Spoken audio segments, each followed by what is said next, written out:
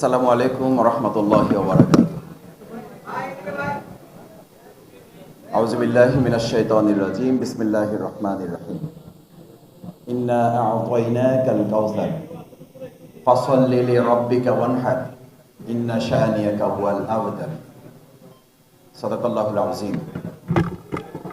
সাংস্কৃতিক ঐক্য ফ্রন্টের আজকের আয়োজনে সম্মানিত সভাপতি শ্রদ্ধেয় কবি মোশাররফ হোসেন খান, শ্রদ্ধেয় প্রধান অতিথি বিশ্ব ইসলামী আন্দোলনের অন্যতম নেতা শ্রদ্ধাভাজন আমিরে জামাত ডাক্তার শফিকুর রহমান, সম্মানিত বিশেষ অতিথি অন্যতম পৃষ্ঠপোষক সাংস্কৃতিক জগতের মহানগরীর সম্মানিত আমির জনাব নুরুল ইসলাম বুলবুল, সম্মানিত কবি, লেখক এবং সাংস্কৃতিক নেতৃবৃন্দ, আমার সামনে উপস্থিত সাংস্কৃতিক অঙ্গনের বিভিন্ন গুণীজন, সম্মানিত সুধীমণ্ডলী, সাংবাদিক বন্ধুগণ, আল্লাহ শুকরিয়া আদায় করছি এবং আপনাদের প্রতি কৃতজ্ঞতা জানাচ্ছি। আপনারা বৈষম্য বিরোধী ছাত্র জনতার আন্দোলনে গুরুত্বপূর্ণ ভূমিকা রেখেছেন। আল্লাহ আপনাদের কবুল করুন। আমি আপনাদের সামনে একটি সূরা তেলাওয়াত করেছি। আমাদের নতুন করে অপসংস্কৃতির বিরুদ্ধে সুন্দর ইসলামী সংস্কৃতির চ্যালেঞ্জ করার কিছু নেই। এই চ্যালেঞ্জে আগেই তারা হেরে গেছে। এই সূরা যখন নাজিল হয় তখন প্রথম দুটি আয়াত দিয়ে তারপরে বলা হয়েছিল, তোমরা সবাই মিলে এই আবুল হাকাম সহ যারা আসো, পরের একটা লাইন তৈরি করে যদি নিয়ে আসতে পারো তাহলে তোমাদের সব কিছু মেনে নাও। আলহামদুলিল্লাহ, আপনারা জানেন সেদিন তারা বহু কিছু আবির্ভাব করেছিল, কিন্তু ইন্না শানিয়াকা হুয়াল আবতার এটা যুক্ত করতে ব্যর্থ হয়েছে। সেদিন যারা ব্যর্থ হয়েছে, নতুন করে তাদের জয় হওয়ার আর কোনো সম্ভাবনা নেই এবং তাদের আর এই জনগণ জিততে দেবে না ইনশাআল্লাহ। তারা আমাদেরকে হারিয়ে দিতেছিল। কবি নজরুল কত সুন্দর করে বলেছেন, উহারা প্রচার করুক হিংসা বিদ্বেষ আর। আমাদেরকে যারা হারিয়ে দিতেছিল, আমাদেরকে যারা দেশ ছাড়া করতে চেয়েছিল, আমরা বলিব সাম্য শান্তি এক আল্লাহ জিন্দাবাদ। আমাদের আমিরে জামাত কত সুন্দর করে সেটা বলেন। আমাকে সেদিন একজন অন্য জগতের সাংস্কৃতিক কবি ফোন করেছেন। আপনারা কারো কারো স্ট্যাটাসও দেখেছেন, যারা আপনারা হয়তো কল্পনাও করেন না যে আপনাদের আমিরে জামাত এত সুন্দর করে কথা বলেন কি করে।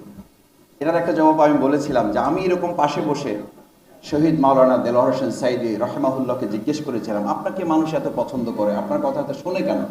উনি বলেছিলেন, আমি যদি আমার বাপের কথা, আমার মায়ের কথা, আমার শুধু দলের কথা বলি তাহলে কেউ শুনবে না, কারণ আমি ইসলামের কথা বলি, কোরআনের কথা বলি। এর যে সুন্দর সংস্কৃতি পৃথিবীতে আর নেই, সেই কারণে মানুষ এটা পছন্দ করে। আমিরে জামাত ইসলামের কথা বলে, দেশের কথা বলে, দেশপ্রেমের কথা বলে, সেই জন্যই কথাগুলো সুন্দর সুন্দর। এই পরাজয়কে আমাদেরকে হারিয়ে দিতে পারবে না ইনশাআল্লাহ। আমাদেরকে দেখেন, আমি এটা বলছি এই জন্য যে এরকম একটা পরিস্থিতি আসলে তাদের নেতারাই বলেছিল 5 লাখ 10 লাখ লোক মারা যাবে। মনে আছে আপনাদের? সেই ওবায়দুল কাদের সাহেব কোথায় আছেন আল্লাহ ভালো জানেন, প্রশাসন ভালো জানেন। তিনিও তো বেঁচে আছেন এখন, এবং তার সেই 5 লাখ 10 লাখ লোক তো মারা যাননি। তার মানে তাদের অপরাধের প্রবণতা তারা জানতেন, কিন্তু প্রতিশোধের প্রবণতাটা এই দেশ এবং জাতি বাংলাদেশ ইসলামপন্থী লোকেরা, সেই জায়গাটা আমরা প্রতিশোধের রাজনীতি গ্রহণ করি নাই বলি কবি নজরুলের সেই সুন্দর কথা আছে, উহাদের ভাবি মাসি পিপিলিকা তাই মারি না দয়া করে। সুতরাং আপনারা ভাববেন না আমাদের এই দয়াকে যেন দুর্বলতা মনে করবেন না। কেউ কেউ আমাদের বলেন যে আমাদের প্রতিশোধ গ্রহণ করার কথা, কারণ কবি নজরুল এটা বলেছেন আমাদের, উহাদের ভাবি মাছি পিপিলিকা তাই মারি না কো দয়া করে। আজকে এই স্বাধীনতা সার্বভৌমত্বকে কারা প্রস্তাবিত করেছে?